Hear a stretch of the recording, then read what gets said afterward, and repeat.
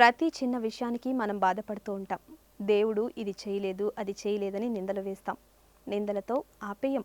ఇంకాస్త ముందుకెళ్ళి ఆరోపణలు చేసి ఈ దేవుడు మంచివాడు కాదు, ఆ దేవుడు మంచివాడు కాదని ప్రచారం చేయడం మొదలు పెడతారు. ఎవరు ఎన్ని ప్రచారాలు చేసినా కొందరు భగవంతుడిని నమ్ముకొని ఎప్పటికైనా ఆయనే దారి చూపుతాడని, ఆ మార్గంలోనే నడవాలని కాసుకు కూర్చుంటారు. ఎన్ని కష్టాలు వచ్చినా ఓర్చుకుంటారు. భగవంతుడు ఇచ్చిన ప్రసాదమే మహాభాగ్యంగా స్వీకరిస్తారు తప్పించి మరొక దాని జోలికి వెళ్ళరు. అలాంటి వారు చాలా అరుదుగా ఉంటారు.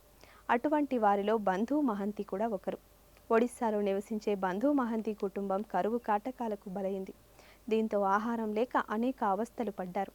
బంధు మహంతి, అతని భార్య, 2 కుమారులు కూడా ఆహారం లేక నకనకలాడిపోయారు. దీంతో మహంతి తన భార్య బిడ్డల కోసం కటక్ బాలాసోర్ మధ్యలోనున్న జాజ్పూర్లో భిక్షాటన చేస్తూ వచ్చిన కొద్ది మొత్తంతో తన 2 పిల్లల కడుపు నింపుతూ కాలం గడుపుతూ ఉన్నారు.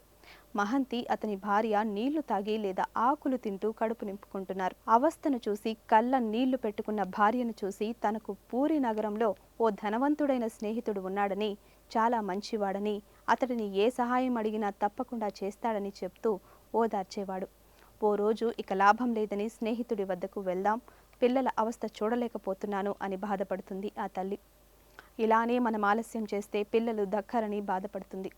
భార్య మాటలకు అడ్డు చెప్పలేక ఏదైతే అదయిందని దేవునిపై భారం వేసి అక్కడికి 144 కిలోమీటర్ల దూరంలో ఉన్న పూరి నగరానికి కాలినడకన బయలుదేరుతారు. 1530వ సంవత్సరం కావడంతో ఆ రోజుల్లో రవాణా సౌకర్యాలు అందుబాటులో లేవు.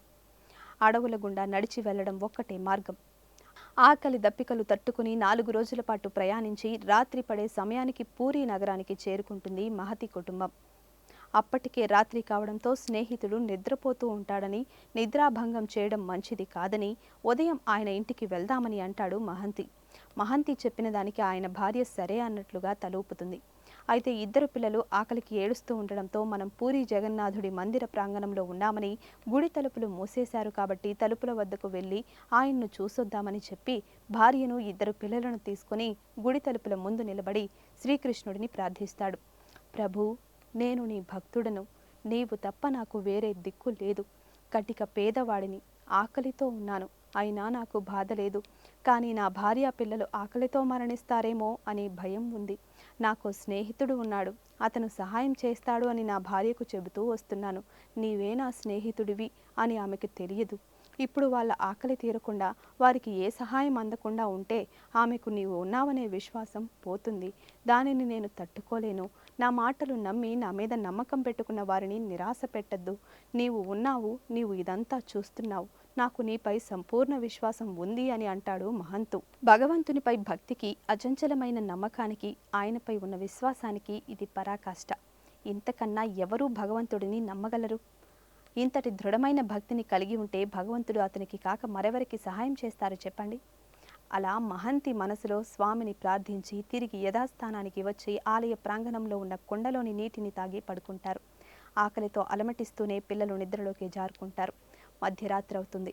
అక్కడికి ఓ వ్యక్తి వచ్చి బంధు మహంతి భార్యను నిద్రలేపి ఓ పెద్ద పళ్ళెంలో వివిధ రకాలైన తినుబండారాలను ఆమెకు అందిస్తాడు. వాటిని చూసి ఆమె కళ్ళ వెంట జలజలా కన్నీరు కారుతుంది. ఆ బ్రాహ్మణుడికి నమస్కరించి పళ్ళెం అందుకొని పిల్లలను లేపి తృప్తిగా తినిపిస్తుంది.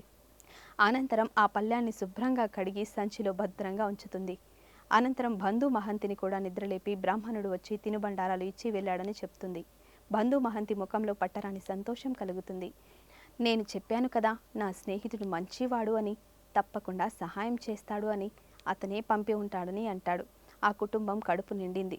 కానీ ఇక్కడి నుంచే అసలు కథ మొదలవుతుంది. భగవంతుడు కడుపు నింపి ఊరుకోలేదు. కడుపు నిండిన కుటుంబాన్ని మరిన్ని కష్టాలు పెట్టాలని అనుకున్నాడు. జగన్నాటక సూత్రధారి ఓ నాటకం మొదలుపెట్టాడు.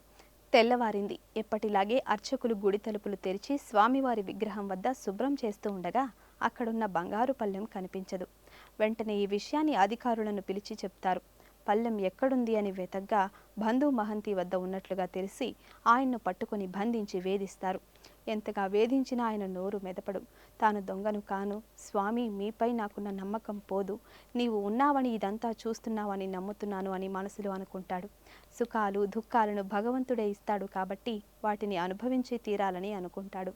అయితే మహంతి భార్య బోరున విలపిస్తూ అధికారుల వద్దకు వచ్చి రాత్రి ఓ బ్రాహ్మణుడు వచ్చి ఈ పల్లెంలో ఆహారం అందించారని, అంతకు మించి తమకు ఏం తెలియదని, తాము దొంగలం కాదని అంటుంది. ఎంత చెప్పినా అధికారులు వినిపించుకోరు. మహంతిని జైల్లో పడేస్తారు. ఆలయ ప్రాంగణంలోనే మహంతి భార్య పిల్లలు ఏడ్చి ఏడ్చి సొమ్మసిల్లి పడిపోతారు. నారు పోసిన వాడే నీరు పోస్తాడు. సమస్యలు సృష్టించిన వాడే ఆ సమస్యలను తీరుస్తాడు. దానికోసం భగవంతుడే నేరుగా దిగొచ్చాడు. అన్నమయ్యను రక్షించినట్టుగా, రామదాసును కాపాడినట్టుగా మహంతిని కూడా కాపాడేందుకు జగన్నాథుడు సిద్ధమయ్యాడు. ఆ రోజు రాత్రి పూరీ రాజు ప్రతాపరుద్రుడి కలలో కనిపించి, నా భక్తుడు చెరసాలలో బాధపడుతుంటే ఇక్కడ నువ్వు హాయిగా నిద్రపోతున్నావా? అతను నాకు నిజమైన భక్తుడు, నిరపరాధి. అతనికి బంగారు పల్లెంలో ఆహారాన్ని ఇచ్చింది తానేనని చెబుతాడు భగవంతుడు. ఆ మాటలు చెవిలో మారు మ్రోగగానే మంచం మీద నుంచి నిద్రలేచి గబగబా జగన్నాథుడి మందిరానికి వెళ్తాడు. అధికారులను రమ్మని ఆదేశిస్తాడు. అంతేకాకుండా బంధు భార్య గురించి కూడా ఆయన తెలుసుకొని ఆమెను తీసుకురమ్మని కూడా ఆదేశిస్తాడు రాజు. మహంతి భార్య పిల్లలను తీసుకొని రాజు స్వయంగా కారాగారానికి వెళ్తాడు.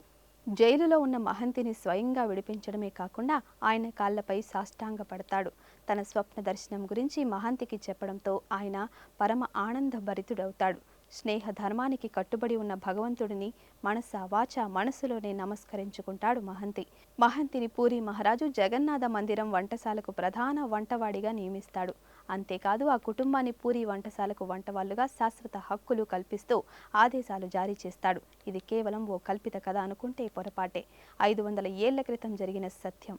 నేటికి బంధు మహంతి కుటుంబీకులే పూరి జగన్నాథ మందిరం ప్రధాన వంటవాళ్లుగా కొనసాగుతున్నారు.